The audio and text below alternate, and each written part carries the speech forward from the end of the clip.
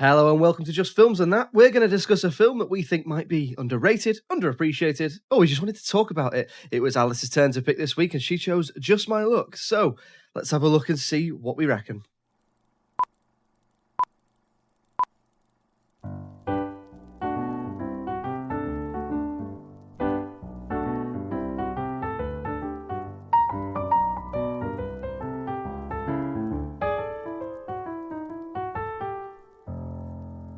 So here we go, Alice. Just My Luck from 2006. Spoiler warnings if you've not seen it. What's it about, Alice, and why did you pick it? So, Just My Luck is about a young woman called Ashley, played by Lindsay Lohan, who just seems to be the luckiest girl in the world. She's doing really well at work. She's got a lovely apartment in Manhattan. She always wins on scratch cards. The rain stops when she steps outside. And it does seem to be like a supernatural force, this luck.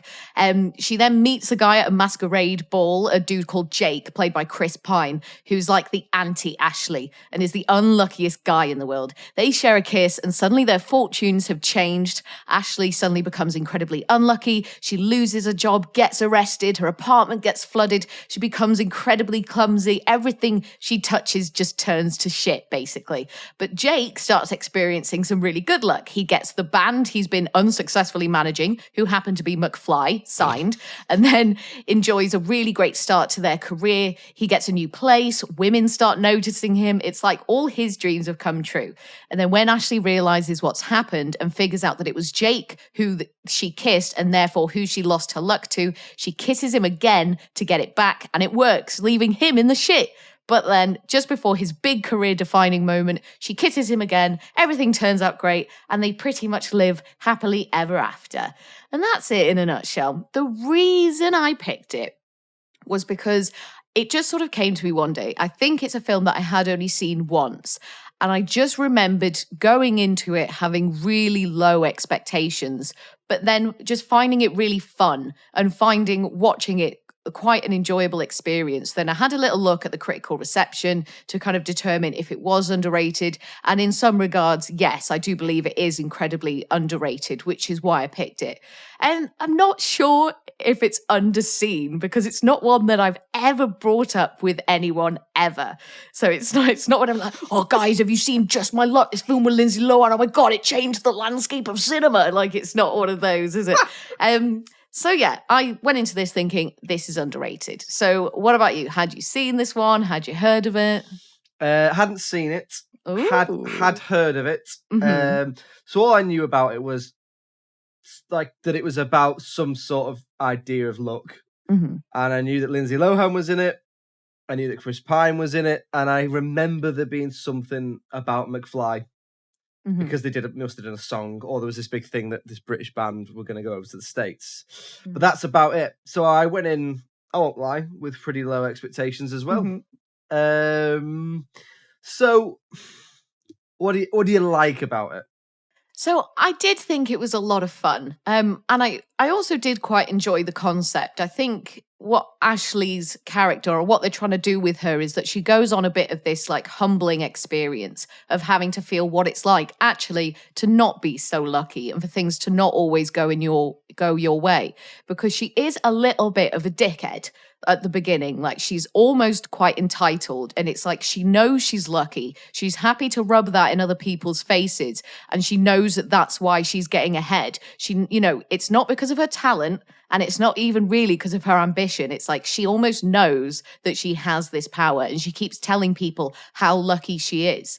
So then it's just quite a nice journey then to watch her kind of realize, oh, maybe other people do have different life experiences, and maybe it isn't great that I'm always rubbing my luck in people's faces, that sort of thing. The best thing about this film, I do think, is Chris Pine.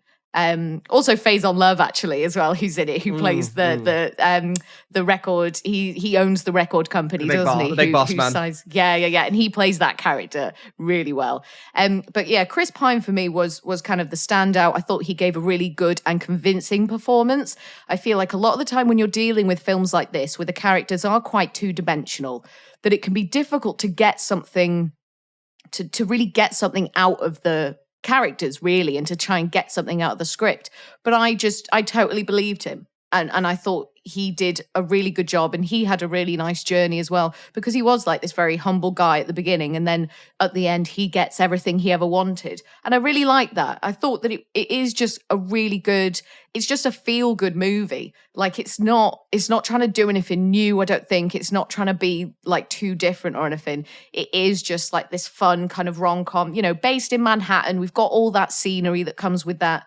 I like how much Lindsay Lohan is doing, really. She's not, in my opinion, she isn't the greatest actor in the world, but she was doing an awful lot in this. Like, there's a lot of stunts. I don't know, how many of the stunts she did herself, but like, because it's all about bad luck, and she's, she's tripping over and she's falling over things, and she's getting herself into these like really sort of dodgy situations. She's having to do a lot with that. She was soaking wet a lot of the time. Like, because when her luck changes, because one of the things about her good luck is that, she'll step outside in a rainstorm and then suddenly the clouds break and the sun shines through. So then when she's unlucky, she's getting rained on a lot. She has an incident with a washing machine where she pours too much like laundry detergent in, and then there's bubbles everywhere. So she's soaking wet again.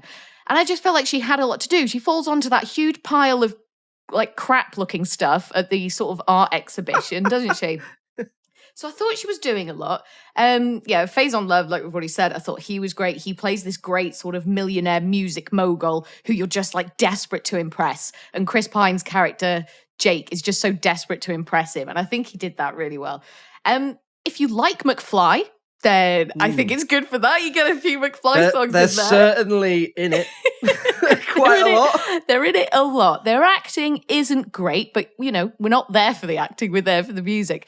So that had a really strong like nostalgia factor for me, because when I was a teenager, I chased boys that look like McFly, and the hairstyles and the fashion and like the chains hanging on their baggy jeans and all that, it was just kind of really reminiscent of that. And then like you look at them now, like you look at the band members now, and they've really become like these strapping young men instead of, just kind of like these little boys playing with their guitars sort of thing.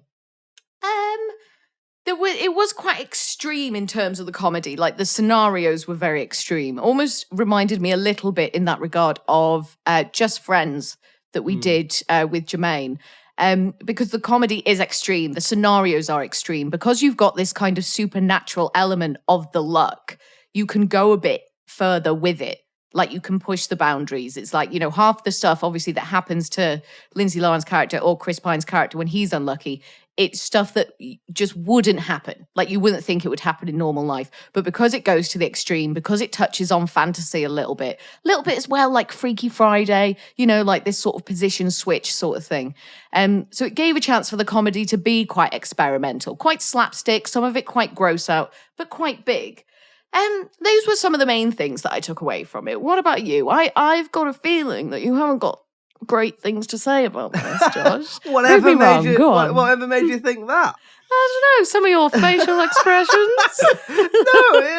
There's some. I enjoyed some elements of it. I love the fact that you said at the sentence, "Women start to notice Chris Pine." Yeah, like it's like. Come on, like the man's stunning, like, and you're trying to make him look plain and like. Well, yeah, and isn't he he's wearing like a beanie hat and glasses, isn't he? And it's a bit like in the sort of She's All That, taking down, paint covered overalls. Take off those glasses, pull down that ponytail, and now you're attractive by society standards. Good for you. Yeah, no, but right. So there's some good stuff in there. So, it's a good idea. So it's a body swap comedy, except it's not bodies, it's look, right? Yeah. So it's a good idea. I think the idea's told quite well. I think it's put across quite well. I think it's quite fluffy and enjoyable. It is fluffy, yeah. It's feel good, It's got some nice moments in it. Some of the production design is very good. It's it's always nice to see different sides of New York, but what I think this does really well is the particularly in the opening sort of half an hour, the differentiation between her life and Chris Pine's life. Everything she has is clean and crisp and expensive, and everything is white and pristine, and everything in his life is shit. Like everything's grey and brown, and it looks depressing, but it's all in the same sort of couple of blocks of New York. So I quite like that. Some of the supporting cast are very good. Faison Love, Missy Pyle, I think, is good in everything. I don't think I've ever seen a. So that's her boss, Ashley's boss. Oh, she is So good, isn't she's she? good. She's good in everything.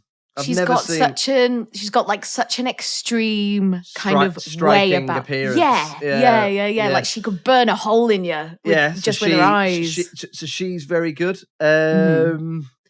It is, I like McFly. I do like McFly as a band, so they're quite good to see. It's just a disposable, fluffy little sort of all right film. Yeah. There are, I'm not gonna lie, I do have a couple of other things to say about it as well. Of course. But we'll come on to that. How about you? Anything else?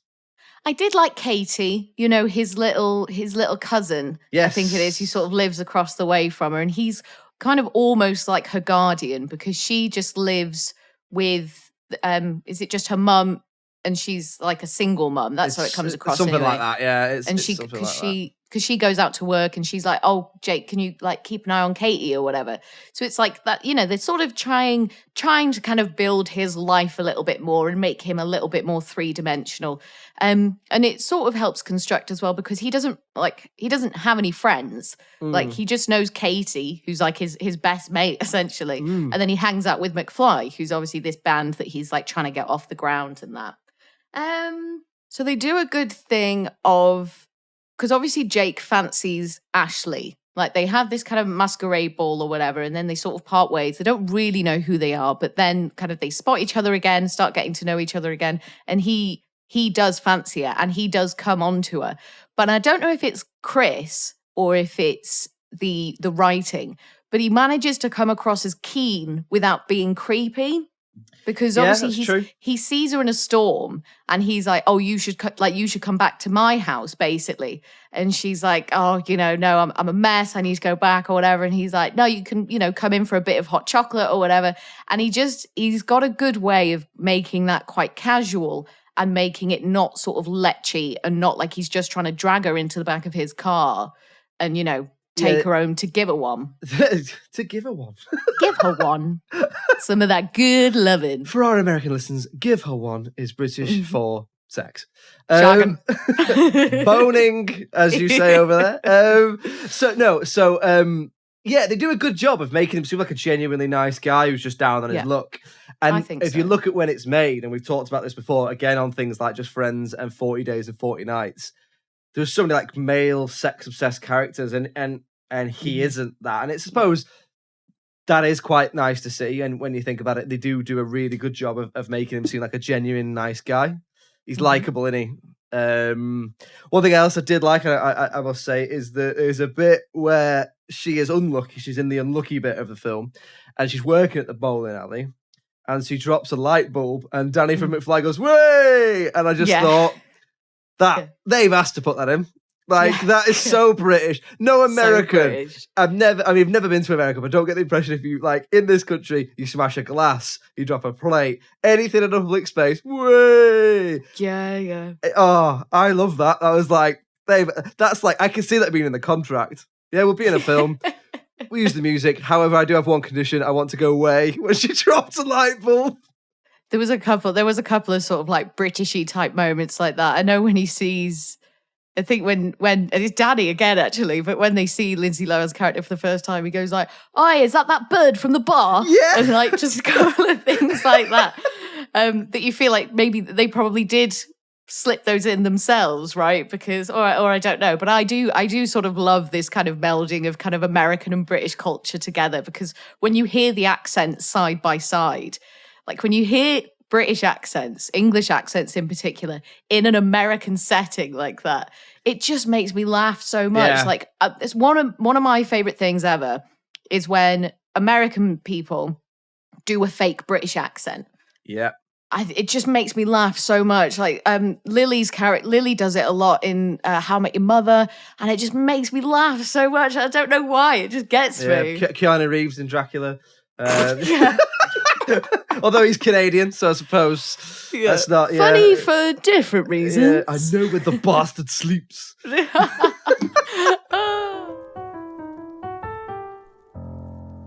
So we'll move on then to talking about things that we might change or that we didn't like.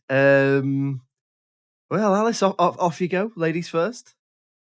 So you know Maggie, who is Ashley's friend and then becomes her roommate because she has to move out of her own apartment. And she's written a song for McFly. She's written a song for McFly, and she is the worst fake guitar player I think I've ever seen. There was one time, I think it might have been Justin Bieber, when he went on stage with a guitar and fake played a guitar. And this was worse than that. Like, it's when she's in the studio.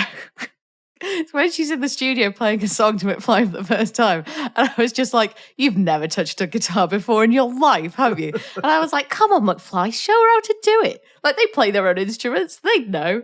So that annoyed me. I can't believe that's the top of the list. That's top of the list. I can't wait to see what's coming next then. Oh, it just jarred me. So there was just a few kind of inconsistencies, in obviously wanting to emphasize how unlucky Ashley was becoming when she was unlucky. There was a few inconsistencies in it. So she loses her job and then just immediately goes to work at this bowling alley because Jake has said, I can get you a job or whatever. Why isn't she applying for other jobs? Like, she had a really quite high profile, a very good job where she was at this events management or like a PR agency. She's like a PR exec or something, isn't she? Something like that. So why isn't she applying for other jobs? Like, why isn't she applying for adjacent jobs or jobs like that? Why is it that the first guy who comes along and says, hey, I can get you a job at my bowling alley, she's just like, yeah, go on then. She does say that her boss blacklists her. Ah, okay. I'll say this. I'll say this for Lindsay Lohan's character. She finds out her boss has blacklisted her, so she does the logical thing and gets a job in a bowling alley. Ah, okay. Yeah. I did wonder about that. Okay, but that's fair. But still, just have a little look on Indeed, see what's going on. LinkedIn, whatever. So McFly, God love him, can't act, and that's quite jarring because they're not in it like loads, but a huge part of the film is about them. And they're better musicians than they are actors. So that kind of throws you out a little bit. And then when they're having conversations with Chris Pine in particular, because he is a good actor and he does do a good job in this film, that sort of, it just throws you out of the film a little bit. So I was a bit annoyed that when Ashley realizes that Jake is the one that she kissed, and therefore he is the one that now has a look, that she just goes to kiss him immediately. Like, she's like, oh my God, I need my luck back. And it's like, hang on a second. Like, he's just been so nice to you for like half of this film. And she just dives headfirst right into do it. But then obviously she rectifies that at the end because she then kisses him back. So then he gets to have like the success and he gets to have that successful opening band night. So that sort of came back around a bit. But I thought she was really quick to jump the gun because you're seeing this sort of character development and then that sort of just pushes her back a little bit. The other thing as well is that obviously a huge part of her good luck is that she does scratch cards and they always win. So it's like, why aren't you just doing that all the time? Like working? that would be your part-time job, right? You would just be scratching all the time. And if your luck is that good, why aren't you playing the lottery?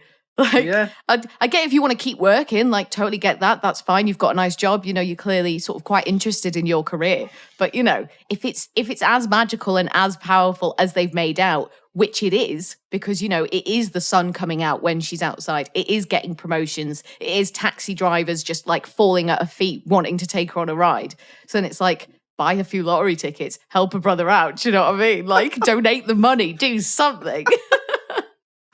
What about you, Josh? What would you change or what didn't you find as convincing, maybe? Right.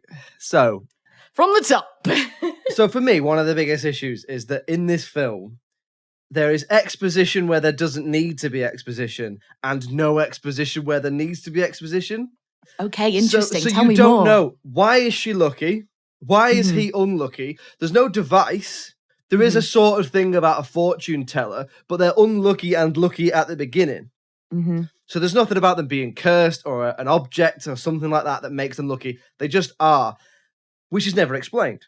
But then they proceed to batter you over the head with the word lucky about 50 times through this film. They just keep saying it. You're so lucky, this lucky. I thought it was listening to Kylie Minogue. That's how and oh my God, and that song wasn't even in the film. Yeah, and so it's a bit all over the place in that sense. It's a little bit all over the place in terms of its message, because like you say, she's a bit of a prick at the start. Is it meant to be humbling? If so, she's almost not enough of a prick for it to be humbling. She's not enough of a villain.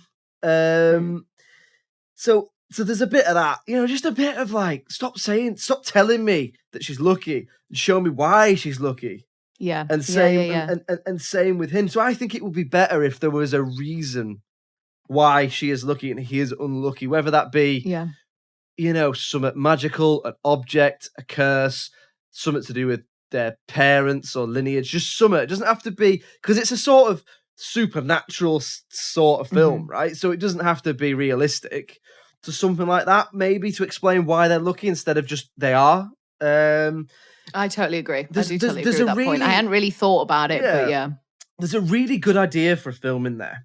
And it's like they didn't think it through. It's like they just got the people on board and made a little bit up as they went along. Yeah. So, but we've got Lindsay Lohan, so let's do it right now. And we've got McFly or whatever. And it's like, because the other thing is it's not, I don't know if it's sure what it wants to be. It's not sure if it wants to be a Disney Channel preteen or teenage comedy or an adult rom-com. And that's not just because Lindsay Lohan is famous for being a child actress who then became an adult actor.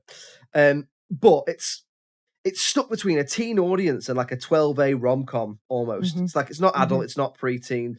And there's a lot of potential for it to be funny. And there's really missed opportunities in there for it to be funny. So there's the whole scene where she believes that one of the dancers at the masquerade ball took her look. So she goes and finds all of them and kisses them to see if it will swap her look back. And what you could have had there is a series of almost sketches of bad things happening to her. And instead what they do is she just sort of kisses a load of guys and then does a scratch card. Yeah. And it's like, that's a real missed opportunity to have, whether it be slapstick, has my look changed, a car drives past and splashes her. That's just off the top of my head. That's not like something that I would have put in there, but you know what I mean?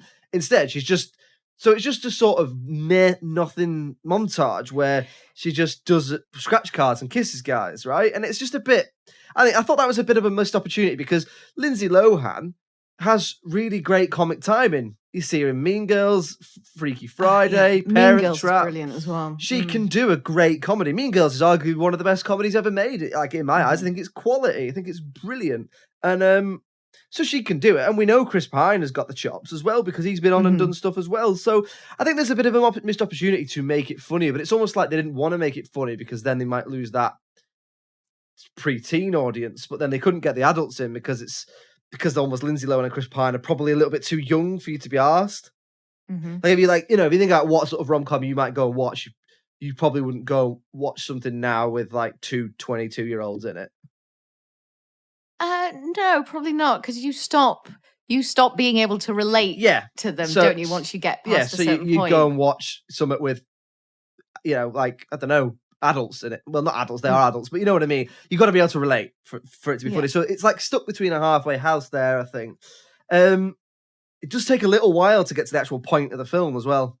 I think it's about 35 minutes before they swap their look.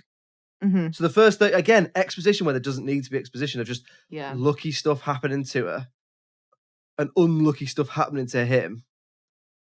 Both of which are quite different, because the scale of the bad stuff that happens to her is nowhere near the scale that he like trips up, and she gets home and has got a criminal record and her flat has been demolished. Yeah, flooded and ruined. So, yeah. So I think there's a good idea in there.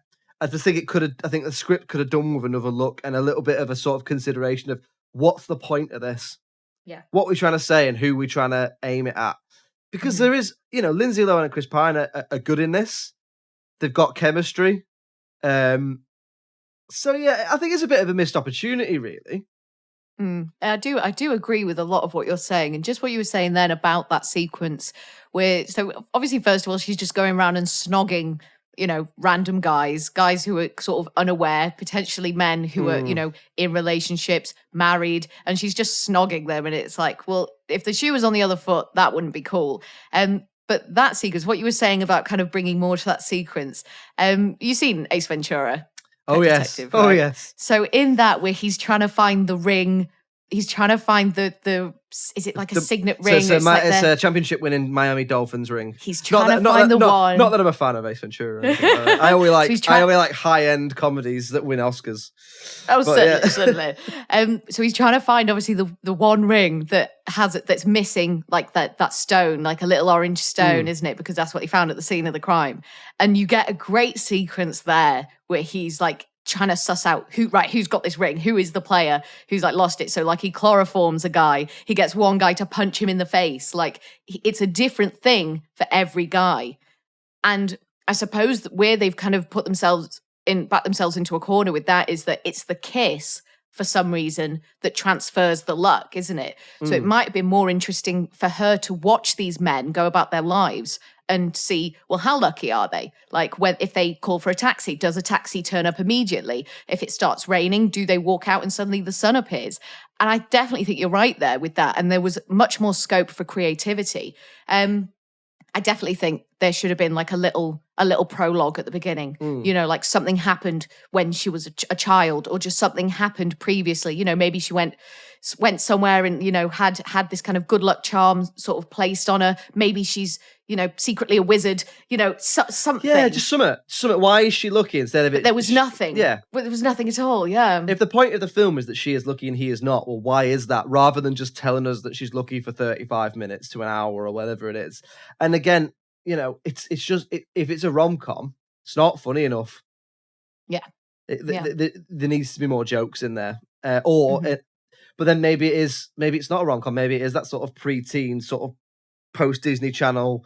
You know, maybe it is Angus Thongs and Perfect Snogging. But then that's funny. Angus Thongs and Perfect Song is a funny film. There was some of the maybe kinder reviews that I was seeing about this film that were like, this is the perfect film for a mum to go and watch with her teenage daughter. Yeah. So it's like you say, it's kind of like they're trying to straddle these two things and straddle the two audiences, similar to one we've done previously, The Road to El Dorado, which is trying to please both the adults and the children, but kind of misses the mark on both. A little bit, and it just kind of leaves you wanting a bit more. So we'll move on to talking about the critical reception then. So I've had a look at this, and this was one of the reasons why I picked it, because I do believe it's underrated. But Josh, what do you think? Sort of what would you give it, and what do you think it got? So I think it's probably the sort of film that did quite well with audiences and not that well with critics. Mm-hmm. So I would say audiences are probably giving it like a 6 or a 7, and critics probably like bit more harsh, maybe like a 4 or a 5. Oh wow! I would probably side more with the critics, maybe like a 4 or a 5, maybe like a 5, maybe like middle of the road. But I really don't know, because it's hard to call sometimes. But I do think I struggle to see, when you think about what critics look for seemingly in a comedy, I don't think this is it. So I don't think it did that well critically. Mm-hmm. Well, you're quite right in that regard. So on IMDb at the time of recording, it got 5.4 out of 10. And on Rotten Tomatoes, so the audience gave it 48% and the critics gave it 14%. Ooh. 1-4. Very low. Is that lower than Speed 2? Or was Speed 2 6% and not 16? I don't remember. Nah, I think Speed 2 was 6%, you know. So it did better than Speed 2, so we got that. But yeah, not great from the critics. Not great from the critics. 14%. That, for me, that is harsh. I think 14% is harsh. Yeah, I'd probably agree with you. Look, I wouldn't be in a rush to watch it again. There's definitely some problems with it. But 14%, you know, to suggest that it's got like 86% 86% of it is not good or whatever, bad, I suppose. Yeah. You know, it's 86% bad, it's 14% good. I think that's harsh. I think there's problems with it, but I think there's stuff to like in there as well. It's pretty fluffy, it's pretty enjoyable. I think that just probably demonstrates again that it's not for. I think it's not for the critics, but I think if they got their ducks in a row and aimed it at an audience properly, probably the sort of more preteen audience, it would be more highly rated. By the audience, I mean, I think this film is for McFly, isn't it? Yeah. It's for them. It's their stage. for American audiences. Yeah. And it almost feels like it's that before anything else. Yeah. But I do think it's underrated. I do think the critic score is quite harsh. I think the IMDb score is probably about right. Like, what was the IMDb again? 5.4. Yeah, 5. so yeah, 4. about that. I'd agree with that. And the Rotten Tomatoes score wasn't like massively less than that, was it? It was like 45 or something. 48 from the audience. So you know, if you even that out at like a 5-ish for the Mm. audience, that's considerably higher than the critics. Yes, And I think, still, yeah. I think the audience score would have been even higher if they'd have just figured out which bloody audience they wanted it to be for. Yeah, I agree. And I think a few more polished jokes, maybe just a different writer, maybe like it almost felt like that there was no comedy writers on there. Like, obviously, one of the huge reasons Mean Girls is so successful is because of Tina Fey, right? Exactly. Because she's funny and she knows how to write funny. Whereas, obviously, whoever was kind of in the charge for the bulk of the comedy of this, it was kind of more gags over actual funny things, wasn't it? And it almost wasn't, when unlucky stuff was happening to her, it wasn't really it almost wasn't like sort of played for laughs. Like her whole apartment got destroyed. She got punched in prison and stuff, you know? Yeah, nothing funny happens to her, really. No. Well, there we go. There we go. Another one for the underrated pile, I would say. Surprising. In terms of the critics. Quite surprising, but you got to say 14% is massively harsh. So I am glad I watched it again as well, because I don't think I would have otherwise, and it was just interesting to go back. Yeah. Go back and sort of watch it in this kind of more critical way. But no, bit of fluff. You can see some of the kind of fun of it. But on the whole, maybe wouldn't recommend it to people. Maybe you should just my luck at another film. Oh, very good. He's on form, ladies and gentlemen. So there we go. Just my luck. Another one for the ever-growing underrated pile. Surprisingly underrated pile. Is that a thing? Surprisingly, yes. I do. Yeah, I think you had very low expectations going in, but you know, we found some good in it in the end. We did. So, what are we going to be watching for next week, Josh?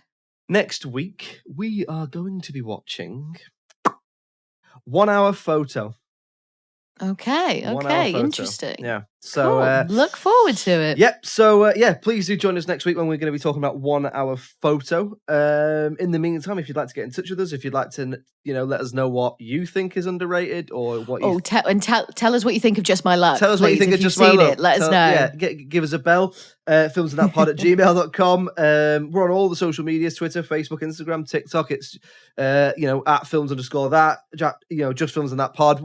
Just search for Just Films and That, and you will find us. If you're on your phone at the moment, you've got an iPhone, we would very much appreciate it if you could navigate your way over to the old iTunes store and give us a little review or rating, because it helps other people find us, and click subscribe as well, so then that way the episodes will appear in your feed. And that's everything for this week. Join us next week for 1 Hour Photo. Alice, Oliver, thank you very much for joining me as ever. Thank you, Josh. Pleasure as always. And it's goodbye from me. Cheerio. Bye.